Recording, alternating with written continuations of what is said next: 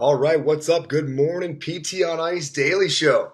Dr. Jeff Moore here, currently serving as the CEO of ICE, lead faculty for our cervical spine and lumbar spine management divisions. Good morning. This is episode 500. I was alerted by Alan the other day. This is episode 500 of the Daily Show, which is pretty awesome. So for many of you have been on board for many years, back when we were on Periscope, on Twitter, getting things off the ground, and then eventually moving over to Facebook, and then launching the Daily Show a couple years ago. And apparently we have now hit 500 episodes in this new format. So however long you've been along, thanks for being here, and thanks for being here this morning. So I'm coming at you live from Knoxville, Tennessee. We are ready to rock and roll with another round of South College Lab. Many of you know that I'm on faculty for South College. This is one of the best times of the year for me. I get down here 3 or 4 times a year. Got 100 students flying in. Got tables all over the ballroom. An amazing group of faculty who are actually downstairs ready to rock and roll. It's going to be an awesome week. So I'll try to, on my social media stuff, bring you guys kind of into that world and show you what we do down here in Knoxville. But before we do it, so we launched this Q&A Monday idea, right? And a lot of people that came in with questions came in about talking about lifestyle behaviors and doing more than just changing pain and questions around that topic. But the issue with that is, and we're going to address all of them in time, the issue with that is there's also struggles that are being brought up on getting patients to buy in to that other part of what we do, right? So a lot of the conversations were about, Jeff, the pain is one part of what we do, but I really want to do more than change back pain. I want to change lives, right? We've been saying that a lot over the past year, and that's awesome. But a lot of people are saying, but my patients aren't buying it. And I want to address why I think that is right now, because I think a lot of it is structural. And if you change the way you're going about things from a timeline standpoint, I think you can get a lot more buy-in with your patients as far as them fully committing to the entire process, if you're willing to warm your second pitch. So hear me out.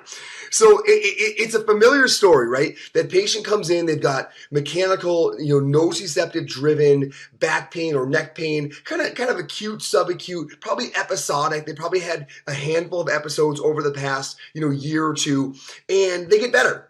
Right, so you get your mitts on them, you do manipulation, you get them moving, right? You get them working that area, you desensitize things, you address some of their fear components, and over, a 4 to 8 week period, they get significantly better. At which point, you then want to finish the drill, right? Because you've really only just begun, right? You've got things calmed down, and now it's time to really zoom out and get a full lay of the land and truly solve this problem permanently. Really change this person's system in an adaptive way, in a deeper, longer-term fashion, right? Because you now want to address the importance of quality sleep. Right, you want to make sure their diet is reasonably clean. They're eating for wellness. They're eating a diet that does not promote ongoing pain states. Right, they've got enough physical strength to take on the world around them. Like, there's all these other variables that you really want to now dive into, that you're pumped about because you know their value long term, and the patient isn't on board. Right, the patient's kind of like, I'm good. Yeah, I feel a lot better. I'm able to go back and do what I want to do. I'm good. They won't dive in. And you need them to not only kind of be on board, but you're about to take on some really big habits that they probably had for years. You need full commitment, and you've got none. Right? So it leaves you feeling as though you really didn't serve this person in as nearly as profound of a way as you could have serviced them. The reason that they are not getting on board is because you're hitting them with a cold pitch, right? Nobody responds well to a cold pitch, right? You're coming out of nowhere with this stuff, and they weren't ready for it. Like, these are conversations that they're hard no matter what. I mean, you start talking about somebody's lifestyle choices, and you are taking on a bear regardless, let alone when you're coming out of the blue when it was completely unexpected. What I'm saying is, at the beginning, when you and that patient are just starting out together and you have their full and undivided attention. We talked about a couple weeks ago how pain is such an incredible opportunity because it gives you, at least for a moment in time, their full undivided attention, because the pain has really interrupted everything in their life. So they are willing to make some significant changes in that moment, right, to address that so that they can move on and move forward. So while you have that undivided attention, once that person starts feeling a lot better, you're going to feel that attention start to slip. So whatever they've committed to mentally, time-wise, you're going to lose grip on that the better and better they feel. I'm not saying I don't want them to feel better. I am saying we really need to capitalize on when they aren't. So when they're struggling, when you have their full undivided attention, you've got to pitch the big three. So by all means, you've got to say, Joanne, I cannot wait to calm that shoulder and neck down for you. Like, I know you're miserable. I can tell. I mean, you're holding your arm. I know you're in a tough spot. We are going to get rid of those symptoms over the next few weeks. I've got a bunch of ideas. I'm already ready and stoked to try. We are going to knock that out. While we do it, and as things calm down, the opening is going to be created to get us the opportunity to increase your fitness, right? And the more fit we get you, the healthier that we get you over the next few months, the better the odds are of you not falling back to this same position. And Joanne, that goes for other things as well, as far as the way you're sleeping, the way you're eating. All of these variables are relevant in this pain experience. You and I, now most of the time, our patients have filled out an intake form that gives us some lifestyle behavior, kind of a little bit of insight into where that person's at. So we can often say at this point, Joanne, we can see how a lot of these different variables are relevant for you. And we also know that if we don't make significant change across all these paradigms, we're just going to see each other again in a few months. And that is the last thing that we want, right? So my point is, folks, you're early on, while the attention is there, you are laying the landscape of how all of these things work together. Of course we can calm things down, but if we don't address these other different areas, while we might change your neck and shoulder pain, we're certainly not going to change your life. And quite honestly, the odds are we're not going to change that neck and shoulder pain for nearly as long as we would like it to change for us to be satisfied. So the earlier on in this treatment session that you begin to open up this conversation, the better. Here's why. Okay, first of all, when you go to make the big pitch, once the pain is down, it won't be coming out of the blue. But more importantly, the earlier that you bridge or breach that conversation, the longer you have to build the argument, right? So if you tell this patient really early on how important sleep is, that sleep is an absolute cornerstone of a pain-free life, right? They're going to eventually ask you why, right? You're going to be able to have conversations about, well, Jeff, why does sleep matter so much? At which point you can open the door to the fact that sleep changes the way that you process your environment, right? Your actual nervous system processing is maladaptive when chronic lack of sleep or sleep insufficiency is on board. So you can actually begin to explain some of the science behind that.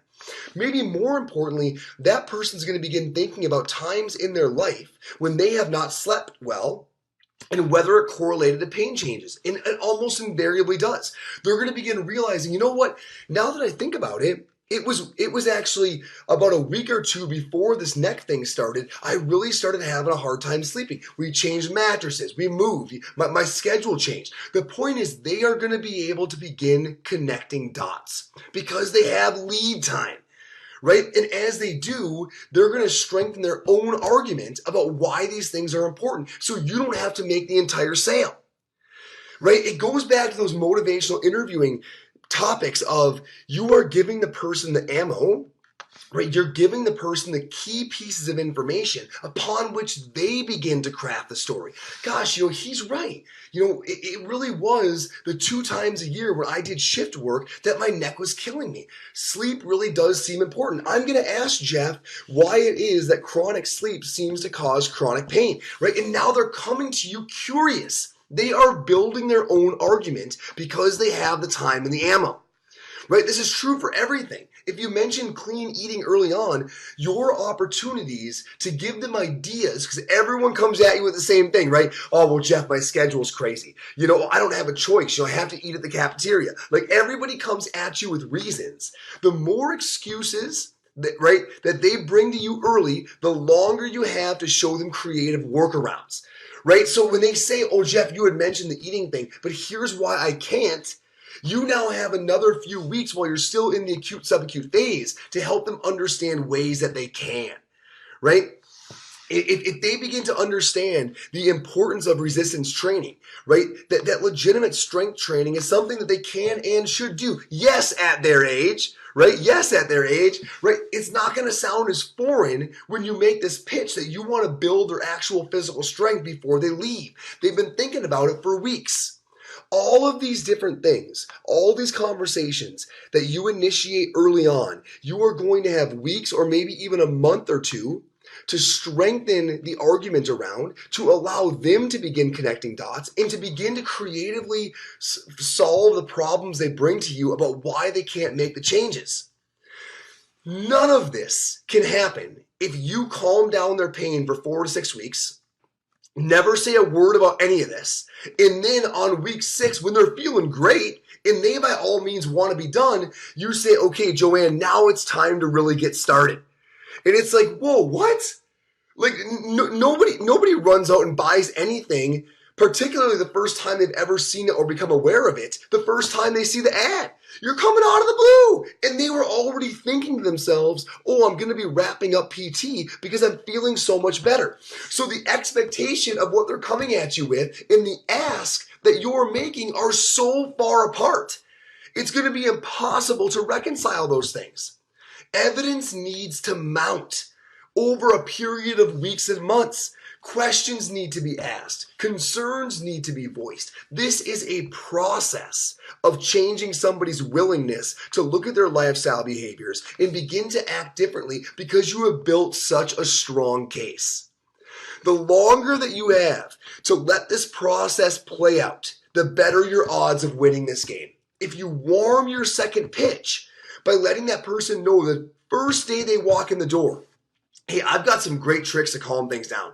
I'm going to play with that nervous system. I'm going to do some manipulation. We might do a bit of needling. We're going to do some soft tissue work. We are going to get you comfortable again, Joanne, so that we can blank. I don't want to take you, if you fell through thin ice, Joanne, I wouldn't just pull you out of the ice and set you right on the edge. I want to pull you a quarter mile away where the ice is 2.5 feet thick. How fit will you let me get you? Right? How much good work can we do? How much can we change your lifestyle? How much can we change the robustness of your tissue? How many things, how can we change the way your nervous system processes your environment? How immune can I get you to ever experiencing this again? That's what I'm in the game for. It's not about changing back pain. It is about changing lives. But you can't change someone's life on a Tuesday. You've got to change someone's life on the 8 weeks that led up to that Tuesday.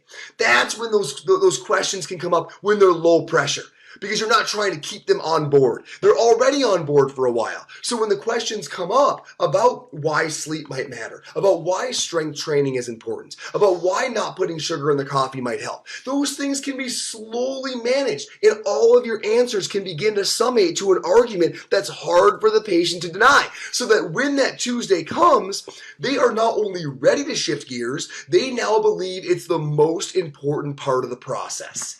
That is a totally different patient who on that day when their symptoms are gone says, okay, I'm ready for that next part, right? I'm excited to begin making more concrete changes, all right? I can't believe we're going to try a barbell, Jeff, but you've talked about the importance. I buy it. I'm ready to give it a shot. I've been waiting for this. I'm now ready to engage.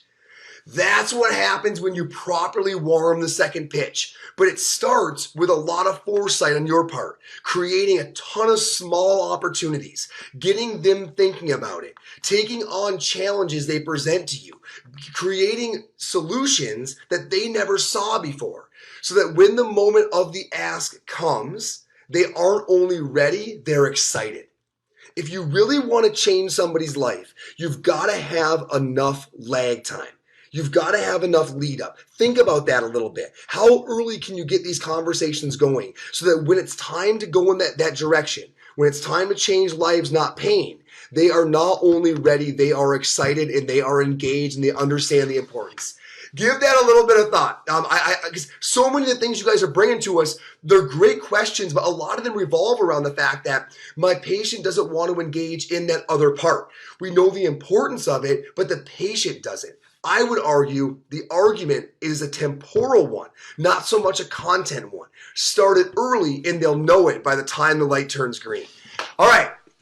Hit me up with some feedback. I'm out of here. I'm going down to campus. We are going to be in lab for 10 straight hours. We've got gross anatomy and all sorts of great things going on today. We got about 10 faculty members downstairs we're going to hammer it with. It's going to be a great week in Knoxville. As far as our stuff goes, a lot of great things going on. Vice is cranking. So if you have not jumped into the Virtual ICE program yet, go to our website, check out Virtual ICE. Jump in there on Tuesdays. We're live every Tuesday. Faculty are on there for an hour, hour and a half, talking about content, going over cases, answering your questions. Like if you want something that connects the individual live and online courses so that every week you're re-engaging and diving deeper, jump into the virtual mentorship. It's a great way to have all of those conversations so it's not just small, intense bouts. It's an ongoing process. It almost sounds like initiating the conversation early and staying with it the entire time. Other things going on, I'll be out in British Columbia pretty soon. 2 spots left in that course, 3 spots left in Kirkland. I know a lot of you are thinking about jumping into the Washington course.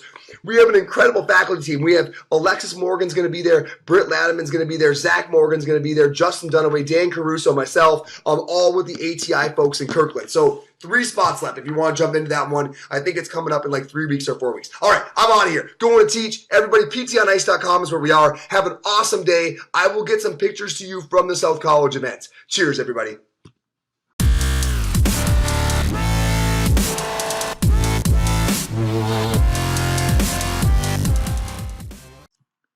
Hey, thanks for tuning in to the PT on Ice Daily Show. If you enjoyed this content, head on over to iTunes and leave us a review. And be sure to check us out on Facebook and Instagram at the Institute of Clinical Excellence.